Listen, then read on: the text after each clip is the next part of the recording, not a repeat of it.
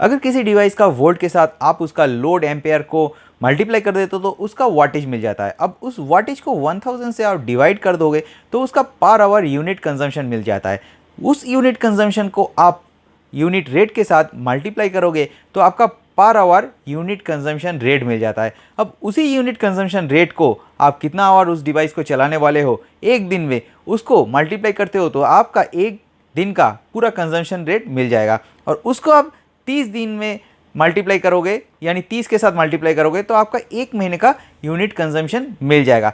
इतना पढ़ाई अभी करना था तो इंजीनियरिंग क्यों नहीं किया भाई। दोस्तों, इन्वर्टर एसी जो होता है उसका यूनिट कंजम्पशन निकालना इतना आसान नहीं होता है, क्योंकि इन्वर्टर एसी जो होता है उसका लोड धीरे धीरे घटता है। इसके वजह से वो एक फिक्स तरीके से आपको नहीं बताता कि वो कितना करंट कंजम्पशन करेगा या नहीं करेगा। देखिए, जो मैंने आपको रेट बताया वैसे नॉर्मल जो डिवाइस होता है वो सारे चीज़ का आप यूनिट कंजम्पशन निकाल सकते हो, लेकिन फिक्स्ड एसी का भी आप निकाल सकते हो, यानी नॉन इन्वर्टर एसी का। अब जब इन्वर्टर एसी आ जाता है तो क्या सचमुच इन्वर्टर एसी आपका करंट कंजम्पशन सेव करता है? तो चलिए इसका आज हिसाब लगाते हैं। देखिए, पहले आपको बताते हैं कि इन्वर्टर एसी है क्या। देखिए, जो इन्वर्टर एसी होता है उसमें आपका वेरिएबल टाइप मोटर लगा रहता है। ये एसी कैसे काम करता है दोस्तों? दोस्तों, जो एसी होता है वो उसके अंदर आप मान लो एक मोटर लगा हुआ है। अब मेन जो इसका इलेक्ट्रिक कंजम्पशन है वो ये मोटर ही करता है, नॉर्मल मोटर नहीं, बहुत हाई कंप्रेसर वाला। कंप्रेसर में एक बहुत हाई मोटर लगा रहता है। अब ये मोटर क्या काम करता है, ये एयर को कंप्रेस करता है, यानी जो गैस इसके अंदर रहता है उस गैस को ये कंप्रेस करके कंप्रेसर से फिर इंडोर यूनिट की तरफ फेंकता है और ये रोटेशन करवाता है गैस का। अब जब ये कंप्रेसर रोटेशन करता है तो इसके अंदर जो मोटर चलता है इसको ही आप इन्वर्टर मोटर कह सकते हो। देखिए, जो फिक्स्ड एसी होता है उसमें एक फिक्स्ड मोटर रहता है, वो क्या करता है, वो घूमता रहता है एक ही स्पीड में।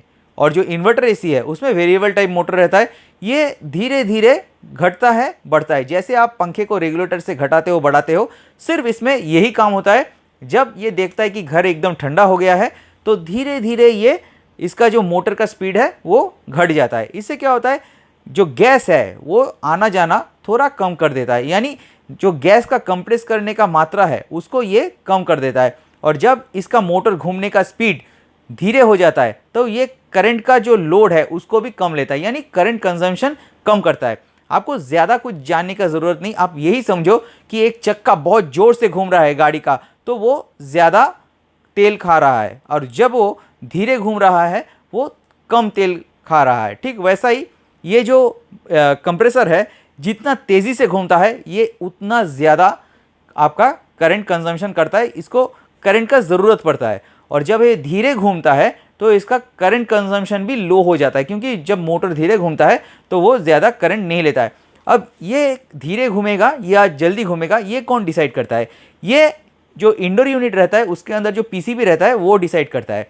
वो एक सेंसर रहता है और वो सेंसर घर में देखता है कि आपका जो घर का टेम्परेचर है वो कितना घटा है, वो धीरे धीरे धीरे धीरे इसका वाटेज को घटाता है। देखिए दोस्तों, जो इन्वर्टर एसी होता है वो कभी भी बहुत ज़ोर से वाटेज को नहीं घटाता। मान लो अभी बहुत सारे जगह पे आप देखोगे कि ऐड आ रहा है कि 250 वाट का एसी। नहीं दोस्तों, ऐसा नहीं होता है।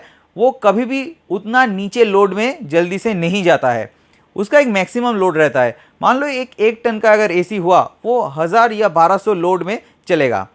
ठीक है, जब वो 1200 लोड में चलेगा तो एक झटके से वो 500 लोड में नहीं आएगा, वो वहाँ से 100 लोड घटेगा, फिर 100 लोड घटेगा। इस बीच उसको अगर कहीं भी मालूम हुआ कि घर का जो टेम्परेचर है वो फिर से बढ़ गया है तो उसका लोड फिर से बढ़ जाएगा। बहुत सारी चीज़ों के ऊपर ये डिपेंड करता है। आपके घर में कोई छेद है या एयर टाइट कितना है इसके ऊपर पूरा डिपेंड करता है। विंडो के नीचे से हवा निकल जा रहा है, डोर के नीचे से हवा निकल जा रहा है, तो इसके ऊपर पूरा एसी का कंट्रोल डिपेंड करता है। बहुत अच्छा एनवायरनमेंट होने से इसका लोड बहुत जल्दी से उतरता है। जिस जगह पे उतना अच्छा आपका एनवायरनमेंट नहीं है, यानी पूरा घर सील ठीक से नहीं किया हुआ है, वहाँ एसी का लोड उतना जल्दी उतरता नहीं है। अगर आप ये सोचोगे कि आप 2-3 घंटा एसी चलाने के बाद बंद कर दोगे तो इसका लोड कुछ ज़्यादा नहीं उतरेगा। देखिए, जो इन्वर्टर एसी होता है उसका लोड उतना जल्दी उतरता नहीं है। कभी कभी तो इसका लोड ऊपर चला जाता है। किस जगह पे? मान लो आपने एक टन का एसी लगाया लेकिन आपका घर में 1.5 टन एसी लगाने का जगह है, तो आप वहाँ 1 टन लगाओगे तो जो 1 टन वाला एसी है वो 1.5 टन जैसा ठंडा आपको कर देगा, लेकिन वो लोड बढ़ा लेगा।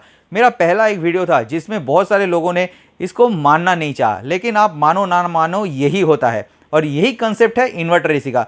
देखिए एक 1 टन का एसी 1.5 टन तो नहीं होता है, लेकिन 1.2 ऐसा हो जाता है।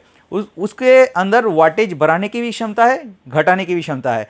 देखिए उसका जो फैन का रोटेशन है वो उसको ज़्यादा अगर हाई आरपीएम में रोटेट करेगा तो वो ज़्यादा कूलिंग कर सकता है।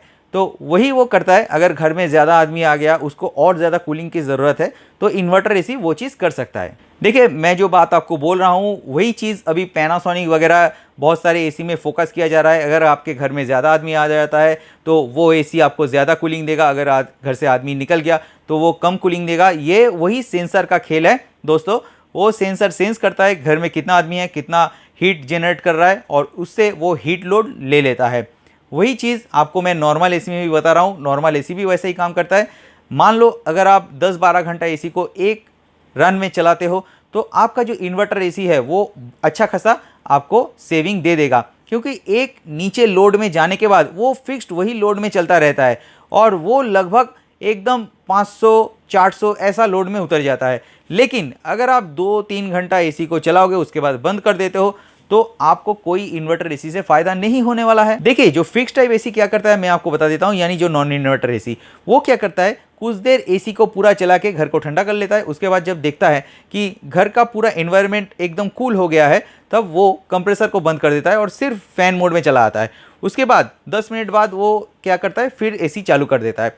उसका जो थर्मोस्टेट है वो चेक करता है कि घर का टेम्परेचर कितना आया, तो उसके हिसाब से वो एसी को बंद करता है फिर चालू करता है। अब जब कंप्रेसर चालू होता है तो फुल लोड लेता है, उसके बाद धीरे धीरे उसका लोड थोड़ा हल्का होता है, लेकिन उसका जो स्पीड है वो वेरिएबल नहीं है, यानी उसका जो फैन है वो एक ही स्पीड में घूमता रहता है। उसमें आपका सिर्फ ऑफ ऑन यही पीसीबी में सेट किया हुआ है, यानी प्रिंटेड सर्किट बोर्ड में कुछ नहीं है, नॉर्मल एक सर्किट बोर्ड है उसमें यही सेटिंग किया है कि आपका जो एसी है वो बंद होगा और चालू होगा। और जो इन्वर्टर एसी है उसका पीसीबी में ये सेट किया हुआ है कि आपका एसी जब सेंसर बोलेगा कि घर ठंडा हो गया है तो धीरे से थोड़ा घटाओ, उसके बाद धीरे से और थोड़ा घटाओ, उसके बाद धीरे से और थोड़ा घटाओ।